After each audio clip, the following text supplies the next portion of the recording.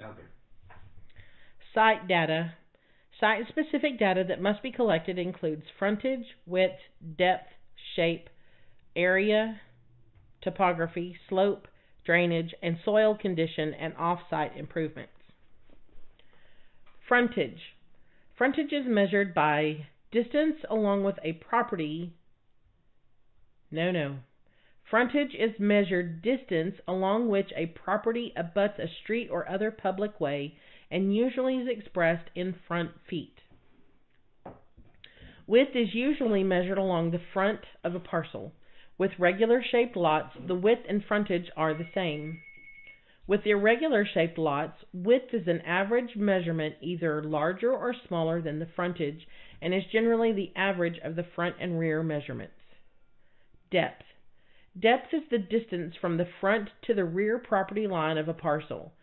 If the lot is irregularly shaped, the depth will be an average of each of its sides. Shape. The shape of a site may be described as regular, slightly irregular, or very irregular, or as square, rectangular, or triangular. The shape of a lot can have a direct bearing on its value. Area. The area of a parcel is one of the most important characteristics affecting value, because area can determine how the land can be used. It is important to consider the effective area, that is, the area within which a building may be constructed. Zoning and deed restrictions often require that buildings be set back from the front, rear, and side property lines. These restrictions can have a major effect on the value of a site because they reduce the amount of land available for improvements. Topography. Topography is the physical features of a site such as view, slope, contour, grading, drainage, trees, and soil condition. These physical features can often dictate how a site may be developed and determine the size of the foundation, the type of construction, and the location of the building on the site. A site may slope uphill, downhill, or from side to side. Slope determines what site improvements such as retaining walls and fill may be needed. Soil and subsoil condition. The condition of the soil and subsoil determine the feasibility of construction. In order to build on sites with fluid subsoil, special footings may be necessary. Percolation refers to the ability of the soil to accept moisture. Poor percolation may require special drainage features. The soil condition also may determine whether ordinary landscaping may be used or whether additional cost is required to improve the soil's condition. Off-site improvements. The value of a site is strongly influenced by the value of off-site improvements such as streets, sidewalks, street lighting, and traffic patterns. Street width is especially important to commercial and industrial property for transportation needs. Traffic flow, noise, and hazards may affect residential property. The availability of utilities including water, gas, electricity, telephone, and sewers also affects the value of a site. Direct sales comparison method. The direct sales comparison method compares the subject property with comparable vacant parcels that have recently sold. When sales data are available, the sales comparison approach to land value is preferred. Arm's length sale prices are usually the best indicator of market value. The appraiser processes the sale prices into indicators of value for the subject property by adjusting the sale prices of the comparables for their differences from the sale price of the subject property. The process has the following steps: market research to obtain sales information, verification of the sales information, selection of appropriate units of comparison, comparison of sold properties with the subject property, adjustment of sale prices of the sold properties as appropriate, reconciliation of the value indicators. Market research and verification. All pertinent information connected with the non-comparable sale must be listed. Among the data to be recorded are names of grantor and grantee, date of sale, description and location, price verification and recorder fee, and financing terms. I did that last time too. Also, anything unique associated with the sale, such as the inclusion of personal property or any atypical financing, should be noted. It is useful to build and maintain an up-to-date file system of land sales. Sources of information include recorded deeds, newspaper reports, published sale listings such as those published in Multiple Listing Services or MLSs, and interviews with brokers, attorneys, fee appraisers, and bankers. The preferred practice is to verify every sale with the buyer, seller, broker, or the attorney involved. Knowledge of whether the sale meets the conditions of an arm's length transaction or whether the buyer or seller were under any undue pressure is mandatory. Units of comparison. It is often necessary to analyze differences in size and shape of comparable sale properties in order to apply uniform methods of valuation and to directly compare the sites of varying size and shape. The process of comparison with the subject site requires units of comparison. 5 basic units of comparison are used to value sites. 1. Front door. 2. Square foot. 3. Acre. 4. Site or lot. And 5. Buildable unit. Front door. Sorry, I'm choking. Front foot. So the 5 basic units of comparison are used to value sites. 1. Front foot. 2. Square foot. 3. Acre. 4. Site or lot. And 5. Buildable units. Care must be exercised in selecting the unit of comparison. The appropriate unit is usually the unit used in the marketplace when sites are bought or sold. Front foot. Use of the front foot as a unit of comparison is based on the premise that frontage significantly contributes to value. A front foot is a 1 foot wide strip of land that fronts on a street, railroad siding, or body of water and continues to the rear of the parcel. The front foot method is useful in the valuation of downtown commercial property. For this type of property, the amount of frontage is important because of the exposure it provides for display and for customer access. The method also may prove useful in the valuation of industrial property that fronts on a railroad siding in light of the industrial requirements for convenient transportation. Likewise, the amount of frontage on a body of water for swimming, boating, or the view may contribute to the value of a residential lot. An illustration of the front foot method is shown in Figure 7.1. In this illustration, the site contains 60 front feet. If the site sold for $45,000, then the sale price per front foot would be $750. $45,000 divided by 60. Front feet. The 60 is the front feet. Yes, yeah. Square foot. This unit of comparison is used for irregularly shaped parcels and where frontage is not a dominant factor in the valuation process. The square foot unit also is used for sites that sell for an average price per square foot of land area. This method can be used to value residential, commercial, and small industrial sites. An illustration of the front foot method is shown in Figure 7.2. In this illustration, the site contains 20,000 square feet, 125 times 160. By 160, really? When you're talking about the measurements of the land, it's 125 by 160. Oh, I see.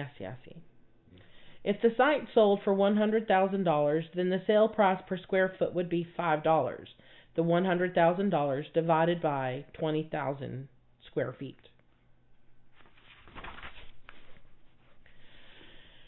In some situations, the appraiser may not be able to find comparable sales of similar size. In the adjustment process, consideration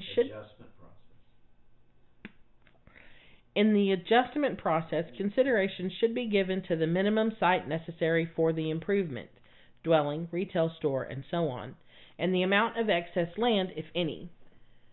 Through the analysis of sales, the square foot value should be developed for the minimum site as well as for any excess land. For example, Assume that the minimum lot size required by zoning in the previous example is 20,000 square feet. An analysis of similar properties on other various sized properties with similar characteristics lead to an estimate of the minimum lot value of $5 per square foot and an excess land value of $3.50 per square foot. The indicated value of a parcel with 25,000 square feet would be the minimum site value of $100,000 plus the excess land with a value of $17,500 for a total value of $117,500. Acre. Acres can be calculated by dividing square footage by 43,560. Acres are used in the valuation of large industrial sites, shopping centers, rural properties, and agricultural properties. An illustration of the acre as a unit of comparison is shown in Figure 7.3. In this illustration, the tract contains 20 acres, 440 times 1,980. Is that times? Or is that by? That's the dimensions. So 440 by 1,980 divided by the 43,560. Well, that's yeah, okay. It kind of works out to be times also, but that's the lot's dimensions. So in this case, we are trying to find the square foot of the lot, then divide that by the 43,560 to get the acres. Oh, yeah, that's what I'm figuring out. So that 440 feet times 1,980 feet equals 871,200 square feet. But then you take that 871,200 and divide that by 43,560 square feet to give you 20 acres. Yeah. So 43,560 is the square foot of an acre. Just in case you need to know. If the site sold for $100,000, then the sale price per acre would be $5,000, which is the $100,000 divided by 20. It may be necessary to break down a site between acres that front on a public thoroughfare and rear acres. In many circumstances, acres that front a public thoroughfare are more valuable. Site. The site or lot unit of comparison is used when the market does not indicate a significant difference in a lot value, even when there is a difference in lot size. This method is becoming more prevalent and is typically found in residential subdivisions such as cluster developments and planned unit developments. The method can also be used in valuing industrial sites located in industrial parks. An illustration of the site as a unit of comparison is shown in Figure 7.4. Although the size of each lot varies, each one sold for the same price. Thus, the purchaser was buying a building site. Therefore, the unit value per site would be $60,000. Buildable units. This unit of comparison is used when the market indicates that a site is sold on a unit basis. For example, the unit of comparison for an apartment property may be the sale price per buildable apartment. The unit of comparison for a parking garage site may be the sale price per car space. The units buildable can either be a theoretical or an actual number of units. The probable number of units to be built may be different from the theoretical number permitted by zoning ordinances. Consideration should be given to market demand, setback limitations, topography, site limitations, height limitations, and other limiting factors. An illustration of buildable units as a unit of comparison is shown in Figure 7.5. In this illustration, zoning requires 3,600 square feet of land area for each dwelling unit. The parcel contains 871,200 square feet, which allows 242 units. So that's the 871,200 square feet divided by 3,600. Because that zoning requires 3,600 square feet of land area for each dwelling unit. Right. So it's I guess that's a governmental restriction, maybe. I don't know. It's one of the restrictions. Okay. Okay. One of the pegs. It's in the pegs. Yes. If the parcel sold for $605,000, then the value per buildable unit would be $2,500.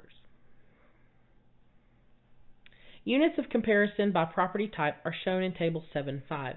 It is imperative that in each category, the same unit of comparison be used for all comparable parcels. Parcels that have the front foot as the unit of comparison should not be compared with parcels that have the square foot or the site as the unit of comparison. Parcels that have the front foot as the unit of comparison should not be compared with parcels that have the square foot or the site as the unit of comparison. Okay, whenever I read it, it did not make sense in my head. I thought, that sounds like pure gibberish. So I needed to reread it. Sorry. It's okay. So Table 7.5, units of comparison by property type. So the units of comparison for residential property are front foot, square foot, acre, and site or lot. Units of comparison for multifamily property are square foot and buildable units. Units of comparison for commercial property are front foot and square foot. Units of comparison for industrial property are square foot and acre. Units of comparison by property are for agricultural property are acre, and units of comparison for transitional land by property units of comparison for transitional land property are acre and buildable units. In addition to physical units of comparison, there are economic units used by buyers and sellers in the real estate market. Ranchers are primarily interested in the carrying capacity of land, which is generally expressed in animal units. If the quality of the land requires 5 acres per animal unit, this probably can serve as the basis for the price. Farmers growing corn offer a price based on the productivity of the soil or the number of bushels per acre harvested.